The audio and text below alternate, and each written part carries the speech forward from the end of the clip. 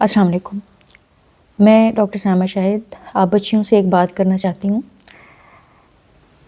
جب بھی آپ اپنے بچوں کے لیے، اپنے خاندان کے لیے ہاتھ اٹھا کے دعائیں کرتی ہیں، جب بھی آپ اپنے بچوں کی فرمائش پر سحری و افطاری میں ان کی پسند کی ڈشز بناتی ہیں تو ایک لمحے کے لیے سوچئے گا، پچھلے سال انہی دنوں میں غزہ میں بہت ساری مائیں ہماری طرح اپنے پیارے بچوں کے لیے، اپنے خاندان کے لیے دعائیں کرتی تھیں، اپنے بچوں کی فرمائش پر ان کی پسندیدہ ڈشز بناتی تھیں۔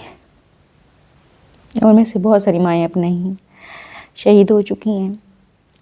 ان بچوں کی کیفیت یاد کریں، اور بہت ساری مائیں ہیں ان کے بچے شہید ہو گئے ہیں، ان کی کیفیت یاد کریں۔